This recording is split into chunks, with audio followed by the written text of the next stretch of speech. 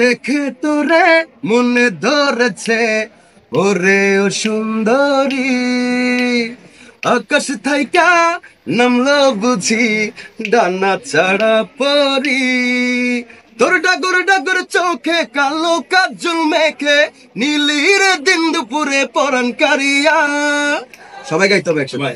আমার দুই চাকার সাইকেল বসাইয়া তোরে দেখামু শহর ঘুরাইয়া, আমার কাজ নাই রে আর খাইয়া দাইয়া, আমি ঘুরতে যামু সাইকেল বইয়া। আমরা একটা স্মৃতি দেখলাম আপনার আসলে মানে শুটিং করতেছিলেন, পিছন থেকে দেখলাম আমরা বিদেশিরা দেখতেছিল, আবার ভুলে যাচ্ছে এই টাইপের হচ্ছে। হ্যাঁ আসলে কেমন শুটিং ছিল? এবং বাইরে তো আমি অনেক শুটিং করেছি, আমার সিনেমার শুটিংও আমি অনেক করেছি, তো এটা আমার কাছে নতুন কিছু না। তো গানের শুটিং করতে গেলে আসলে অনেক মজা হয়, অনেক মানুষ ভিড় করে দেখে, এবং যারা বিদেশিরা তারা তো আর ভাষা বোঝে না, তারা আবার এসে জিজ্ঞেস করে যেটা কি মুভি সং নাকি কি হচ্ছে, এগুলো জিজ্ঞেস করে খুব ভালো লাগে। বাইরে ওরা তো এমন ভাবে আমরা যেভাবে কাজ করি এরকম দেখে অভ্যস্ত না। ভালোবাসা দিবস চলে গেছে, কিন্তু মাসটা আছে। ভাইয়াকে একটু কি বলতে চান সরাসরি বলবেন, আমরা কখনো আপনাকে দুজনকে একসাথে পাই না। ভাইয়া যেমন আপনাকে ভালোবেসে গান শুনেছেন, আপনি কি বলতে চান? আমি তো আসলে সিঙ্গার না, আমি গান গেতেও পারি না। আমি শুধু একটাই কথা বলতে চাই যে সারা জীবন তোমার পাশে আছি, সারা জীবন তোমার পাশে থাকবো, তোমার বুকে যেন আমার শেষ নিঃশ্বাসটা টাইম। দুই চাকার সাইকেলটা একটু দুই চাকার সাইকেলটা আচ্ছা, দুই চাকার সাইকেল এই গানটি আসলে সবাই পছন্দ করে অনেক বেশি, এবং কি আমি যত জায়গায় খালি গলায় গিয়েছি না কেন কোটি ভিউ হয়ে যায়। বুঝতে পেরেছি আপনাদের। দুই চাকার সাইকেল গানটি মিউজিক করেছে এন ফরহাদ এবং করেছে আমি নিজে, লিখেছে সালাউদ্দিন সাহেব। আমি গানটা করছি আমাদের চ্যানেল থেকে আপলোড হয়েছিল।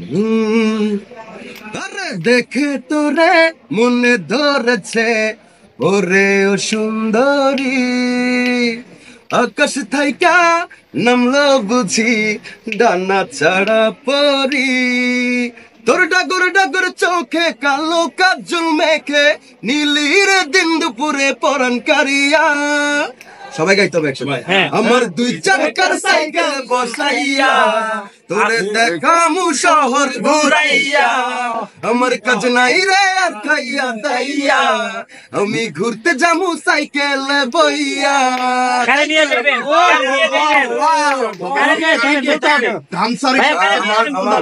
আমার পৃথিবী জুড়ে আমার সবকিছু, আমার কলিজার টুকরা, আমার লক্ষ্মী বউ।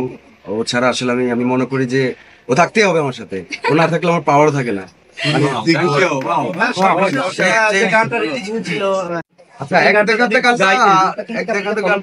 আমরা জিরো সাবস্ক্রাইব করেছিলাম, তো জিরো সাবস্ক্রাইব থেকে গানটা এখন 20 লক্ষ হয়েছে।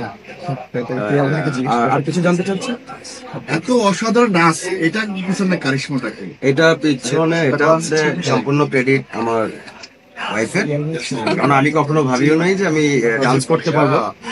আমার কোরিওগ্রাফাররা যখন আমাকে ডান্স বাসায় চলে যাওয়ার পর পুরোটা একদম আবার নতুন করে যে শিখায় আমাকে, যে সে হচ্ছে আমার ওয়াইফ, এবং আপনার ওর প্রতি আমি অনেক কৃতজ্ঞ। ও পিছনে থাকলেও আমি বলি, সামনে থাকলেও বলি। আমি অন্যান্য মানুষদের মতো থাকে না মনের মধ্যে কথা লুকিয়ে রাখা বা কৃতজ্ঞ যে বিষয়টা, অনেকের আমি দেখেছি যে তাদের মধ্যে নেই।